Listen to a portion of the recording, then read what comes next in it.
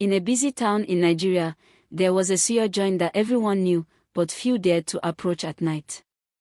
The suya was always delicious, perfectly spiced, tender, and smoky, but the man behind it, Mallam Sani, carried a secret so evil that even the oldest town elders avoided speaking his name.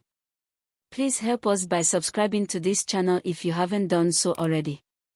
Your support will help us reach thousands of subscribers. Charles walked past Mallam Sani's suya joint, drawn by the smoky aroma of grilled meat that filled the street. An old beggar sitting nearby stretched out a bony hand and whispered, "Don't eat there, young man. The suya, it is not meat. Those who taste it, disappear." Charles laughed and shook his head. "You're crazy. The smell is perfect, the meat looks tender, and the man smiles nicely. What could go wrong?" He bought a plate and noticed the suya joint had a small sitting area. People sat there, chatting and eating. Charles joined them, savoring every bite, feeling safe under Mallam Sani's polite smile. Nothing happened while he was there. But once he left and drove home, the curse struck. His rearview mirror fogged unnaturally. Shadows moved in the corners of the car. The steering wheel grew icy. By the time he reached home, the room had grown cold, lights flickered, and the front door slammed violently. Windows rattled and shadows twisted across the walls. Charles felt a sharp pain in his head. Blood trickled down his temple as cold hands gripped him and dragged him into darkness. By morning, Charles had vanished, leaving the plate untouched. Mallam Sani continued his routine for years. People could sit safely at the suya joint, he never harmed anyone there. But those who left with suya in takeaway containers, those were the ones the curse followed. Shadows trailed them on the streets, whispers called their names, and cold winds froze their bones. Once home, mirrors revealed unfamiliar faces, furniture floated, walls dripped blood, and unseen hands pinched or scratched them. Aisha, Chinedu, Fatima, and Ton bought suya and took it home. That night, mirrors revealed the faces of people who had vanished before them. Shadows slithered along the ceilings. Beds shook violently. By midnight, all four had vanished, leaving behind only a metallic stench. A mother brought suya home for her children. While cooking, shadows appeared in the corners, whispering. Utensils flew from shelves. She fell to the floor, her limbs heavy, unable to move. Neighbors arrived the next morning to find broken dishes, scratches on the walls, and a faint metallic smell, but no family. A taxi driver, exhausted from a long shift, bought suya for dinner. On his way home, the car radio crackled, shadows moved across the seats, and the steering wheel turned icy. When he reached home, lights flickered violently, mirrors fogged, and his dog barked at invisible shapes before disappearing.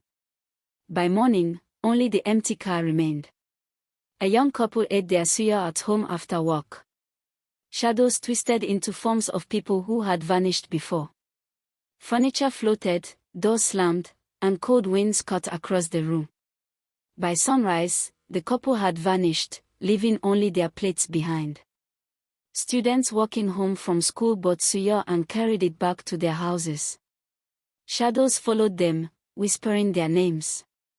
They heard footsteps behind them, felt cold breaths on their necks, and glimpsed eyes staring from dark alleys. That night, they vanished one by one. Street hawkers who bought suya experienced chilling winds that froze their bones. Cracks appeared on walls. Mirrors reflected faces they didn't know. Some were dragged from their beds, screaming silently, leaving their homes empty by morning. Even those who resisted eating at home were not safe. A shopkeeper brought suya home but didn't eat it. That night, shadows crawled along the walls, whispering, "Eat or vanish." By dawn, he too was gone, leaving the plate untouched. For years, the suya joint continued. Mallam Sani's smiling face remained, pretending to be harmless. The vanished were countless, including Charles, and people whispered in fear. Then came Danny, the madman. His eyes glowed with fire whenever Mallam Sani's victims were taken. People whispered that no one dared to approach Danny Suya, for his fiery gaze could burn anyone who disrespected him. One evening, Danny appeared near the Suya joint. Mallam Sani panicked. A warning had reached him long ago: do not let the madman come near your Suya. But Danny walked straight up, his eyes blazing with fire. Without hesitation, he grabbed a plate of Suya. Mallam Sani shouted, trying to stop him. Do not take that. Stay away. Danny ignored him. Flames danced within his gaze as he devoured the Suya. Shadows erupted from the Suya joint, shrieking in pain. The cursed spirits Mallam Sani had controlled twisted violently, unable to escape Danny's fiery eyes. The ground trembled. The Suya joint shook. Smoke and fire filled the room. Screams echoed through the streets as neighbors saw shadows riding through the windows. Mallam Sani screamed and ran, but Danny's gaze followed his every move. Fire shot from Danny's eyes, engulfing the cursed meat, the hidden room, and eventually Mallam Sani himself. Chains melted. Dark symbols burned. The evil that had lingered for years was destroyed in flames. When the authorities arrived, the Suya joint was gone, reduced to ashes, smoke rising into the night sky. Mallam Sani was nowhere to be found, consumed by the curse he had created, unable to withstand Danny's fire. The vanished victims, including Charles, were never found, but the disappearances stopped. People whispered that on quiet nights, the faint smell of smoky Suya still lingered, but no shadows moved, and no flames appeared, except when Danny's fiery eyes stared into the darkness, a chilling reminder of the evil that had finally met its reckoning. The old beggar never returned. But those who saw Danny pass by felt the heat of his fiery gaze, knowing the curse had finally been punished. Kai, Danny really tried. Oh. Fear mad people, the things they see with those eyes are beyond human understanding.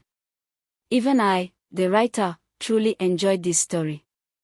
I hope you all did the same. Which part of this story did you enjoy the most, and which part touched you the most?